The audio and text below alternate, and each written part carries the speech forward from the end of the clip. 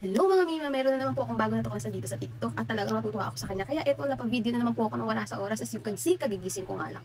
Yan, thanks to Bremont for my shiny and soft hair. O, diba? Wala pa pong suklay-suklay yan mga Mi, pero ayan. Pero mga Mi, hindi yan yung natuklasan ko kasi talagang subok ko na tong Bremont eh. Kaya alam niyo ba, yung natuklasan ko to is ika-5th day ko na siyang gamit ngayon. Hulaan niyo kung ano yun. Ika-5th day ko na siyang gamit at never siyang nag-fail. Never siyang natanggal. Never niya akong iniwan. Noong una nga, natatakot ako kasi hindi talaga ako marunong gamitin yung product na yun. Hindi ko alam, as in first time kong gamitin yung product na yun. Talaga napagsapalaran kong bilhin siya kasi nga trending siya dito sa TikTok.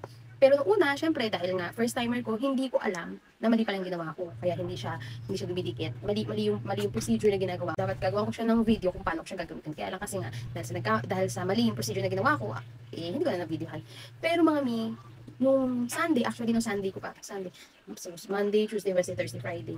Ika-6th day ko wala. Ika-6th day ko na pala siyang gamit mga Mi. So, mula nung Sunday, nung ginamit ko siya, so ika-6th day na today, is hindi niya pa rin ako iniwan. Alam niyo ba kung ano yun, mga Mi?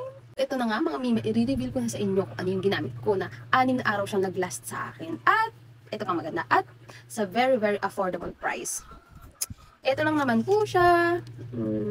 Diba? Ang dami nang nawala mga Mi kasi pinagpracticean ko siya. As inuuna kong ginawa, sinabi ko nga sa inyo na nag-fail, is tinapon ko lang yung mga lashes, dalains ako, pero promise, it's super worth it mga Mi.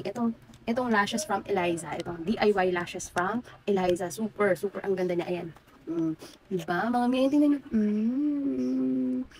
Pak na pak pa mga Mi yung ano niya, yung blue. May nakikita ba kayong white dyan? Ayan, white. Nilalagyan ko lang siya ng mascara kasi napadami yung glue ko dyan actually. Napadami lagay kong glue kaya nag-white. So, ibig sabihin kaya nag-white yan dahil matagal ko na siyang nilagay. Hindi ko siya nilagay kanina or kagabi. Hindi.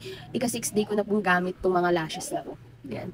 Ayan siya mga Mi. O, diba? May white siya kasi glue yan eh. So, nilalagyan ko lang ng mascara yan kapag tapos kung maligo dahil magmumukha siyang muta. Pero mga Mi, glue yan. Diba mga Mi, ang ganda niya.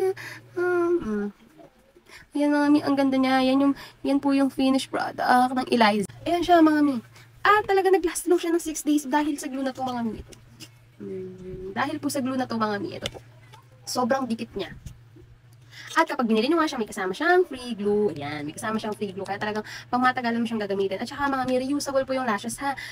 At very affordable price. Tapos mag 1 week na siya sa mata ko, pero tingnan nyo pa rin yung pagkapak niya. Mag 1 week na po siya sa mata ko. And then, tingnan nyo, ang dami pang natira. I think mga nasa 200 plus lang yung bili ko dito. Pero sa 200 plus na yun, tumagal ng 1 week yung lashes ko. And, marami pang natira, marami pang natira sa inyo.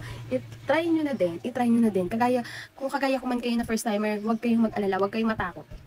Huwag kayong matakot na gumamit or mag-try ng fake lashes. Kung nagpapalagay man kayo ng lashes before, nagpapalagay kayo ng lashes, gagastos kayo ng libo-libo. Naku mga Mi, yan sabi ko sa inyo, makakatipid kayo pag gagamit kayo na ganito. At ito pa pala mga Mi, dahil first timer ko nga naglagay sa kanya. Actually, lalo, hindi siya kagaya ng ibang mga fake lashes na masakit yung glue sa mata. Hindi niya na-irritate yung mata ko as a first timer na gumamit. No, hindi siya masakit sa mata. At isa pa, yung hair niya, yung hair strand niya, it's like a human hair po. Sobrang gaan niya. Parang wala nga akong gamit na lashes. Ang kinagandahan pa po na is natural looking po siya mga Mi. Kung naghahanap po kayo ng ganitong lashes na natural looking lang, naku, why don't you try Eliza? Super dali, ang ganda ng glue at ang dikit niya mga Mi. Ang dikit niya. Diba, Bogs? Mag 1 week na yan mga Mi, pero never niya ako iniwan. At very affordable price.